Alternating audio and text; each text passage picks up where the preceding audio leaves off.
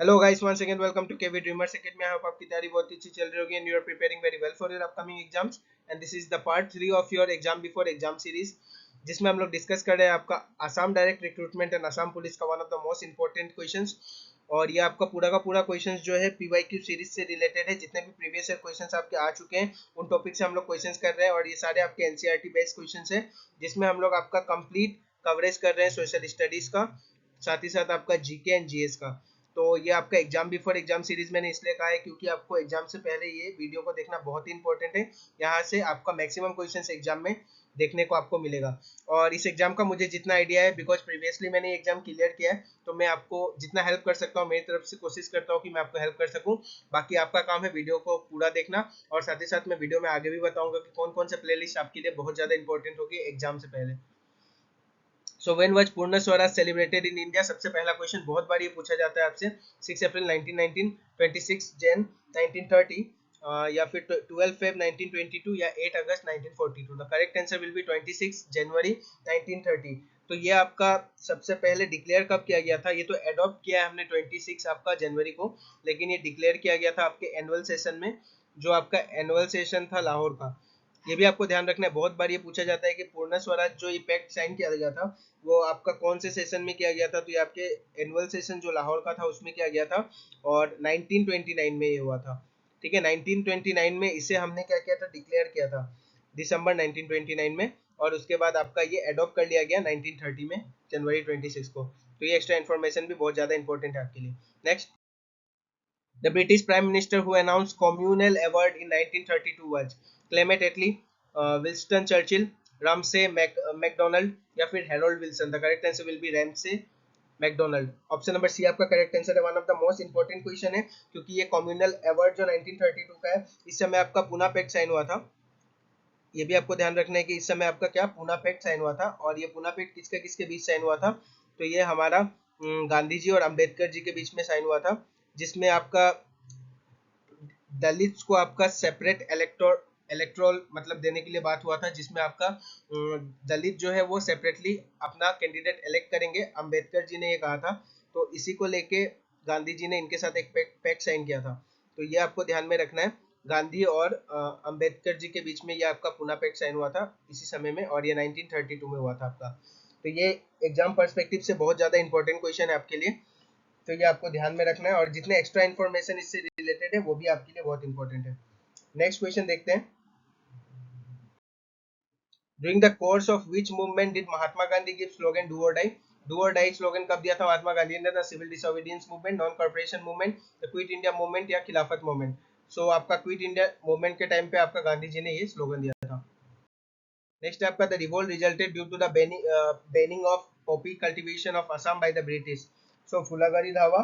Next आपका the peasants revolt of Lachima, the peasant revolt of Rangia या the peasant revolt of Patharughat? तो इसका correct answer है आपका फुलागुड़ी धावा। ठीक है, और ये आपका पथारूघाट अपराइजिंग जो हुआ था, ये बहुत ज्यादा इंपॉर्टेंट हो जाता है एग्जाम पर्सपेक्टिव से। इसका ईयर भी आपको याद रखना है, 1894 में हुआ था, और इसको आसाम का जलियांवाला बाग मैसेक्रे बोला जाता है, क्योंकि इसमें क्या हुआ था आपका फायरिंग हुआ था जिसमें 140 पीजेंट्स डेथ हुआ था, 140 पीजेंट्स का डेथ हुआ था। तो मैं यहाँ पे लिख देता हूँ आपके लिए, इसे जालियांवाला बाग मैसेक्री बोला जाता है असम का। ठीक है, और आपको कमेंट बॉक्स में मुझे ये भी बताना है कि आपका जो जालियांवाला बाग मैसेक्रे था वो आपका इंडियन पर्सपेक्टिव में कहाँ हुआ था और कब हुआ था, वो भी आपको कमेंट बॉक्स में मुझे नीचे बताना है। साथ ही साथ आपको ये भी ध्यान में रखना है, और ये हुआ कब था आपका? 28 जैन को, 28 जैन 1894 को। तो ये वाला पार्ट बहुत ज्यादा इंपॉर्टेंट है आपके एग्जाम पर्सपेक्टिव से। और इसमें कितने लोग मरे थे? तो आपका अप्रोक्स जो आपका 140 पीजेंट्स बहुत सारी किताब में दिया हुआ है, तो ये भी कभी कभी आपसे डाटा पूछ लेता है। 140 peasants were kill. Next question, in which year did British stop slavery in Assam? Slavery कब स्टॉप कर दिया गया था असम में? तो ये जो है आपका स्लेवरी एबोलिशन एक्ट के तहत हुआ था। ये भी पूछते हैं कि कौन से एक्ट के तहत ये हुआ था, तो स्लेवरी एबोलिशन एक्ट आपको याद रखना है, ये नाम बहुत ही इंपॉर्टेंट है। और ये क्या बोलते हैं, स्लेवरी एबोलिशन एक्ट जो था वो आपका 1833 में आपका क्या किया गया था, इसे लाया गया था, और साथ ही साथ आपका 1843 में इसे अडॉप्ट कर लिया गया था। तो ये आपका करेक्ट आंसर बनता है option number A. Who introduce doctrine of subsidiary alliance, ये आपका होमवर्क क्वेश्चन है, आज का पहला होमवर्क क्वेश्चन आपके लिए। तो ये इसका ऑप्शन आपको मुझे कमेंट बॉक्स में बताना है। नेक्स्ट क्वेश्चन देखते हैं। नेक्स्ट क्वेश्चन है the oldest and the first public university of north east India is Dibrugarh university, Assam university, Guwahati university या फिर तेजपुर यूनिवर्सिटी। तो ये असम एग्जाम के पर्सपेक्टिव से बहुत इंपॉर्टेंट क्वेश्चन है। और सबसे आपका पहले जो यूनिवर्सिटी आपका क्या पब्लिकली फर्स्ट पब्लिक यूनिवर्सिटी जो नॉर्थ ईस्ट इंडिया का है वो है आपका गुवाहाटी यूनिवर्सिटी, जो कि आपका 26 जन 1948 में स्टैब्लिश हुआ था। ये डेट याद रखना है आपको, बहुत ज्यादा इंपॉर्टेंट है एग्जाम पर्सपेक्टिव से। Next, the government recognize classical dance from Tamil Nadu is, Tamil Nadu का क्लासिकल डांस इनमें से कौन सा है? कथकली, कुचिपुड़ी, कथक या फिर Bharatanatyam. So the correct answer will be Tamil Nadu. और बाकी जितने भी डांसेस है उनका आपको स्टेट मुझे बताना है कौन से स्टेट से ये सारा डांस है, ये तीनों classical dance. Next, who among the following literatures is not included in the Trimurti of Jonaki age?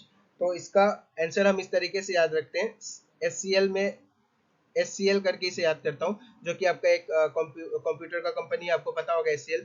तो S से आपका हेमचंद्र गोस्वामी, L से आपका लक्ष्मीनाथ बेजबरुआ और C से आपका चंद्र कुमार अग्रवाला। ये तीनों एसोसिएटेड है इससे, बस एक ही नाम है जो आनंद चंद्र अग्रवाला है जो इससे एसोसिएटेड नहीं है। तो करेक्ट आंसर आपका यही बनता है ऑप्शन नंबर डी। तो आपको ध्यान में रखना है ऑप्शन नंबर डी इसका करेक्ट आंसर होगा, जो कि इंक्लूड नहीं है इस त्रिमूर्ति ऑफ जोनाकी एज में। तो option number D will be your correct answer for this question. Next, the association that took initiate in the publication of Hemkosh of Hemchandra Borua was Assam Association, ज्ञान प्रदायिनी सभा, असमिया भाषा उन्नति साधिनी सभा या फिर असमीज लिटरेरी सोसाइटी। तो ये जो है आपका असम एसोसिएशन, कुछ एक्स्ट्रा इन्फॉर्मेशन लेते हैं हम लोग। तो असम एसोसिएशन आपका 1903 में आपका एस्टेब्लिश हुआ था और इसके हेड कौन थे आपके? मानिक चंद्र बोरवा। ये भी आपको ध्यान में रखना है, बहुत बार ये भी क्वेश्चन आपसे पूछता है। तो मानिक चंद्र बोरवा करके आपको याद करना है इनका नाम। साथ ही साथ आपका और क्या इंपॉर्टेंट है, तो इस क्वेश्चन का करेक्ट आंसर क्या बनेगा? तो इस क्वेश्चन का जो करेक्ट आंसर है वो आपका बनेगा असमिया भाषा उन्नति साधनी सभा। और असमीज लिटरेरी सोसाइटी, जिसे हम लोग असम साहित्य सभा भी कहते हैं, वो आपका स्टैब्लिश हुआ था 1917 में। तो ये भी डेट आपको याद रख, ये भी ईयर आपको याद रखना बहुत जरूरी है। Next, in which year was the 41 All Assam Congress Committee session hosted by the Assam Provincial Congress Committee at Pandu? So इसका करेक्ट आंसर बनता है आपका 1926। Option number A will be your correct answer. Next है आपका the reserve bank of India was fully nationalised and owned by the government of India in which year? So ये fully आपका nationalised और own कब किया था, कब किया गया था? तो ये आपका 1949 में आपका फुल्ली रिकॉग्नाइज्ड और ओन कर लिया गया था। ठीक है, आपको ये याद रखना है। और साथ ही साथ आपका 1935 में इसे क्या किया गया था? आपका एस्टेब्लिश किया गया था। ये भी आपको ध्यान में रखना है कि 1935 में इसे एस्टेब्लिश किया गया था। 1 जनवरी 1935 को ये एस्टेब्लिश हुआ था। और पहले ये एक प्राइवेट एंटिटी था और जैसे ये नेशनलाइज हुआ ये एक पब्लिक एंटिटी हो गया, गवर्नमेंट ने इसे अपने अंडर ले लिया 1949 में। ये आपको ध्यान में रखना है। तो ये जो 1 जैन मैंने बताया, ये आपका क्या हुआ था? इस डेट में आपका नेशनलाइज हुआ था। ये नेशनलाइज का डेट है, ये ध्यान में रखिएगा, आप कंफ्यूज नहीं होंगे इससे। तो ये दोनों ही बहुत इंपॉर्टेंट है, बहुत बार पूछा जाता है, तो ये दोनों डेट में आदमी बहुत ही कंफ्यूज हो जाता है। तो ये आपका नेशनलाइज हुआ था 1 जैन 1949 को। 1949 को ये आपका क्या हुआ था? नेशनलाइज हुआ था। और एस्टेब्लिश जो हुआ था ये आपका हुआ था 1935 में। और इसका डेट अगर आपसे पूछा जाए तो ये आपका 1 अप्रैल है। तो ये अच्छे से आप दिमाग में रख लीजिएगा, क्योंकि डेट बहुत ही सामने सामने, बस आपका मंथ्स का डिफरेंस है इसमें। नेक्स्ट आपका which of the following is an example of solid in a liquid type of solution? Brass, bronze, tincture of iodine या फिर vinegar. The correct answer will be option number C, tincture of iodine. Next question है, in April 2023 government of India launched vibrant village program from Kibithu village which is located in. तो ये आपका news में बहुत ज्यादा था इस बार, किबिथू विलेज, जो कि आपका ईस्टर्न मोस्ट पार्ट में है आपका। तो ये कौन सा होगा आपका? मेघालय, असम, अरुणाचल प्रदेश या फिर गुजरात। तो ईस्टर्न मोस्ट पार्ट कहते ही आप समझ गए होंगे कि इसका करेक्ट आंसर होगा अरुणाचल प्रदेश। तो असम से जुड़ा हुआ जितना भी आपका स्टेट से, उससे बहुत ज्यादा क्वेश्चन पूछे जाते हैं। तो इस तरीके का क्वेश्चन आपको बहुत ज्यादा करना जरूरी है। आपका द ट्रेडिशनल फेस्टिवल चापचर जो है वो belongs to which state? Arunachal Pradesh, Nagaland, Mizoram या फिर आपका Manipur. The correct answer will be Mizoram, option number C इसका करेक्ट आंसर होगा। नेक्स्ट है आपका from which book the term Satyameva Jayate national symbol taken, तो ये आपका मुंडक उपनिषद, रामायण, महाभारत या मनोपनि मनोपनिषद से लिया गया है। तो करेक्ट आंसर है इसका क्या लिखा है, मुंडक उपनिषद। और इसमें जो आपका नेशनल एम्बलम है वो 4 लायन से जुड़ा हुआ है, जो कि आपका एशियाटिक लायंस है। और साथ ही साथ आपका अलग अलग ये नोट्स में आपको देखने को मिलता है, या फिर आपके हमारे जो डॉक्यूमेंट्स होते हैं गवर्नमेंट के उसमें देखने को मिलता है। तो ये आपको ध्यान में रखना है। हो गया, on the basis of availability and durability the resources can be divided into natural resources या man-made resources, biotic या abiotic resources, renewable और non renewable resources, national and international resources। तो करेक्ट आंसर इसका बनेगा आपका renewable and non renewable resources। तो ये आपको ध्यान में रखना है। renewable को ही हम non conventional भी कहते हैं, ये आपको ध्यान में रखना है। बहुत बार इससे भी क्वेश्चंस पूछा जाता है। तो रिन्यूएबल को हम लोग नॉन कॉन्वेंशनल कहते हैं, और जब नॉन रिन्यूएबल का बात आता है तो हम उसे क्या कहते हैं, कॉन्वेंशनल कहते हैं। ठीक है, तो ये दोनों भी आपको ध्यान में रखना है। एसिड रेन जनरली कहाँ पे ओकर होता है, पोलर रीजन में, फॉरेस्ट एरिया में, इंडस्ट्रियल एरिया में या फिर ग्रासलैंड एरिया में। सो इंडस्ट्रियल एरिया इसका करेक्ट आंसर होगा, क्योंकि जो भी इंडस्ट्रियल प्रोसेसेस होता है या फिर इंडस्ट्री में जो भी काम होता है उससे जो इंडस्ट्रियल कंबशन होता है, इससे आपका जितना भी इंडस्ट्रियल कंबशन हमें देखने को मिलता है, तो इसके कारण आपका क्या होता है, इमिशन होता है। और जो इमिशन होता है उसमें जो आपका गैस निकलता है उससे आपका क्या होता है, एसिड रेन इफेक्ट आपको देखने को मिलता है। तो ये वाला पार्ट आपको याद रखना है। और साथ ही साथ ये जो इमिशन होता है इसमें कौन से गैस का इमिशन होता है, ये आपका होमवर्क क्वेश्चन है। मुझे आपको कमेंट बॉक्स में बताना है कि इसमें जो गैस का इमिशन होता है वो गैस का नाम क्या है। तो कमेंट बॉक्स में मुझे गैस का नाम आप बताइए। नेक्स्ट क्वेश्चन की ओर हम लोग चलते हैं। Which one of the following seas is surrounded by the land from all sides? So Red Sea, Caspian Sea, Mediterranean Sea या फिर Bering Sea। The correct answer will be option number B, Caspian Sea। और इसे आपका क्या world largest lake भी कहा जाता है। साथ ही साथ ये कहाँ पे लाई करता है, तो लाई कहाँ पे करता है वो बहुत ही ज़्यादा इंपॉर्टेंट है आपको एग्जाम पर्सपेक्टिव से। कैस्पियन सी के बारे में आपसे बहुत क्वेश्चंस पूछे जाते हैं। तो ये lies between Russia and Iran. ठीक है, ये कहाँ पे लाइज करता है आपका, तो रशिया और ईरान के बीच में आपका लाई करता है ये। तो ये भी एग्जाम पर्सपेक्टिव से आपका एक इम्पोर्टेंट पार्ट है। तो ये वाले चीज को भी आपको ध्यान में रखना है। नेक्स्ट क्वेश्चन है, which one of the following breaks fast fat into fatty acid. तो क्या चीजें इनमें से जो ब्रेक करता है फैट्स को फैटी एसिड में, तो लाइपेज आपका करेक्ट आंसर होगा। और अगर आपसे प्रोटीन से पूछ दिया कि एमिनो एसिड में, तो आपका ट्रिप्सिन और पेप्सिन दोनों का काम यही है। बस दोनों में डिफरेंस क्या है मैं अभी बताता हूँ आपको। तो प्रोटीन से अगर एमिनो एसिड आपसे कहा गया तो ये आपको ध्यान में रखना है, और फैट से फैटी एसिड कहा गया तो वो भी आपको ध्यान में रखना है। तो प्रोटीन से एमिनो एसिड के लिए आपका ट्रिप्सिन और पेप्सिन दोनों ही सही है, लेकिन पेप्सिन जो है वो आपका एसिडिक मीडियम पे काम करता है, और साथ ही साथ आपका जो ट्रिप्सिन है वो आपका बेसिक मीडियम पे काम करता है। तो ये दो इसमें डिफरेंस है, बाकी ये दोनों का फंक्शन ये सेम टू सेम है, जो कि आपका प्रोटीन को ब्रेक करना है एमिनो एसिड में। आपका 2028 का जो ओलंपिक गेम है वो होस्ट कहाँ पे होगा आपका, लॉस एंजलिस में, पेरिस में, न्यूयॉर्क में या फिर लंदन में। The correct answer will be Los Angeles. और इसी के साथ साथ आपसे one of the most important एक क्वेश्चन है जो कि फीफा का आपसे पूछ सकते हैं कि वर्ल्ड कप जो होने वाला है 2026 में वो कहाँ पे होगा। तो ये आपका नॉर्थ अमेरिकन स्टेट्स में हो रहा है। 3 स्टेट्स में आपका ये देखने को मिलेगा, सॉरी 3 कंट्री में आपको ये देखने को मिलेगा, जो कि आपका सबसे पहला USA, second will be your Canada, जो कि तीनों ही आपके नॉर्थ अमेरिकन स्टेट्स है। तो ये भी आपको ध्यान में रखना है। और यूएसए कनाडा के साथ साथ आपका एक और है मैक्सिको। तो ये 3 नाम आपको ध्यान में रखना है एग्जाम पर्सपेक्टिव से।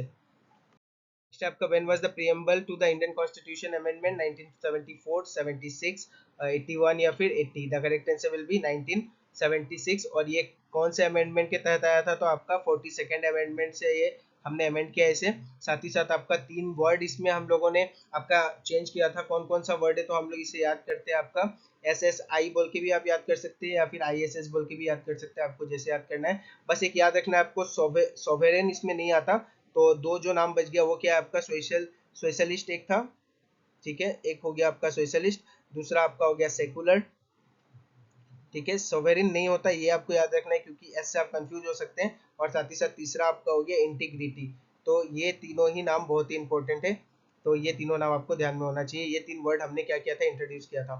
साथ ही साथ आपका जो 5 मिनट शॉर्ट्स मेरे चैनल पे चल रहा है, one of the most effective ये आपका प्ले लिस्ट है, क्योंकि 5 मिनट शॉर्ट्स में हम लोग 5 मिनट में जितना भी प्रीवियस ईयर क्वेश्चन एग्जाम में एडीआर का आ चुका है वो पूरे टॉपिक को हम लोग 5 मिनट में सॉल्व करते हैं और खत्म कर लेते हैं, ताकि आप रिवाइज कर सके एग्जाम टाइम में बहुत ही कम समय में वो सारे टॉपिक्स को, बिना आपका टाइम वेस्ट किए आप वन ऑफ द बेस्ट ये 5 मिनट शॉर्ट्स कंप्लीट कर सकते हैं। उसके बाद आपका रिवीजन के लिए एक और सीरीज है जिसका नाम है आपका मिक्स जीके जीएस सीरीज, वो भी मेरे चैनल में सारा मैंने आई बटन में आपके लिए प्लेस कर दिया है। और बहुत लोग कह रहे थे कि सर मैथ्स और रीजनिंग का भी हमें पार्ट चाहिए, तो मैथ्स और रीजनिंग का मैंने पार्ट चालू कर दिया है। दोनों में मैंने 3-3 पार्ट दिया है। अभी तक मैंने जितना क्वेश्चंस करा है वहां से मैक्सिमम क्वेश्चंस आपका आने का चांसेस है एग्जाम में, क्योंकि प्रीवियस पैटर्न को देख के ही मैं क्वेश्चन बना रहा हूँ। और आपका किस तरीके से एनसीईआरटी का क्वेश्चंस उठाते हैं मैथ्स के, वो भी मुझे पता है। इस एग्जाम को क्लियर करने के बाद मुझे ये पता चला कि कौन से पोर्शन से कितना वेटेज होता है या फिर किस तरीके से क्वेश्चंस को मतलब उठाया जाता है। तो सारा कुछ मैं आपको आई बटन में दे दूंगा, जाके वहां से आप एक्सेस कर सकते हैं। बाकी कंटेंट सारा आपको मिल जाएगा फ्री ऑफ कॉस्ट, लेकिन आपको पढ़ना आपका खुद का काम है। तो बस मैं आपके लिए इतना कर सकता हूँ। Next, the first private bank of Assam setup in the year 1926। कौन सा प्राइवेट बैंक है जो सेटअप किया गया था? The Guwahati bank limited, Assam Gramin Vikas bank, Assam cooperative apex bank limited, none of this. तो द गुवाहाटी बैंक लिमिटेड ये जो है आपका 1926 में स्टैब्लिश किया गया था। नेक्स्ट है आपका where is the Indravati national park located. Indravati national park कहाँ पे? मध्य प्रदेश, छत्तीसगढ़, यूपी या फिर गुजरात में। तो करेक्ट आंसर इसका बनता है आपका छत्तीसगढ़ में। और मध्य प्रदेश का आपका बोला जाए तो सबसे ज्यादा फॉरेस्ट एरिया आप यही कवर करता है आपका मध्य प्रदेश। ये भी क्वेश्चन बहुत बार आपसे पूछा जाता है, जो कि मैंने नेशनल पार्क वाले पार्ट में कराया है इन माय 5 मिनट शॉर्ट्स। तो ये आपको ध्यान में रखना है। और अगर एक हम गुजरात का नेशनल पार्क का बात करें तो गिर नेशनल पार्क, यहाँ पे आप साथ ही साथ रिवाइज कर सकते हैं। अगर आपसे दुधवा नेशनल पार्क बोले तो यूपी का है। ठीक है, तो आगे हम लोग बढ़ते हैं। नेक्स्ट है आपका which article of Indian constitution deals with the appointment of the prime minister. Prime minister को कौन अपॉइंट करता है? तो आपका प्रेसिडेंट अपॉइंट करते हैं, और प्राइम मिनिस्टर के कहने पे ही आपके प्रेसिडेंट काउंसिल ऑफ मिनिस्टर्स को भी अपॉइंट करते हैं। तो ये आपको ध्यान में रखना है कि आर्टिकल 75 से ये जुड़ा हुआ है। नेक्स्ट अगर हम देखें, in which following in which of the following festival are boat races are special features? Jallikattu, Navratri, Onam या फिर Pongal. The correct answer for this question will be option number C, Onam इसका करेक्ट आंसर है, जो आपका boat race से associated है। आपका by which name Burma was known to the people of ancient India? Yadvip, Shubhma Bhumi या फिर Pralay Mandalam. None of the above. The correct answer will be Shubhma Bhumi. Option number B इसका करेक्ट आंसर होगा, जो कि one of the most important question है आपके exam के लिए। नेक्स्ट है आपका जंक ईमेल जो है उसे हम लोग और क्या नाम से जानते हैं? तो कंप्यूटर पार्ट का भी एक क्वेश्चन आपको एग्जाम में पिछले बार भी पूछा गया था और इस बार भी पूछा जाएगा।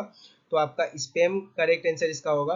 और इस बार तो आपको पता ही है कि 65 आपका क्वेश्चंस इस बार आ रहे हैं, सोशल स्टडी, जीके और जीएस तीनों पार्ट मिला के। तो इस बार आपको कंप्यूटर का क्वेश्चंस का भी वेटेज ज्यादा देखने को मिलेगा, तो उस टाइप के क्वेश्चंस भी मैं आपके लिए लेके आ रहा हूँ इस सीरीज में। आपका who was awarded the Ramon Magsaysay Award in 1994 in the category of government service। तो गवर्नमेंट सर्विस के में आपको रेमन मैग्सेसे किसे दिया गया है? चिंतामन देशमुख या फिर किरण बेदी, टीएन सेशन या फिर non of this. The correct answer will be doctor Kiran Bedi. What is the primary product of Boeing companies? Boeing company का प्राइवेट क्या बोल जाता है आपका प्राइमरी प्रोडक्ट क्या होता है?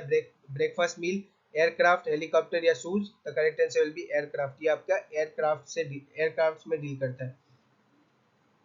तो ये आपका बेस्ट प्लेलिस्ट था, इसमें आपको जितने भी क्वेश्चंस मिले होंगे one of the most important questions है।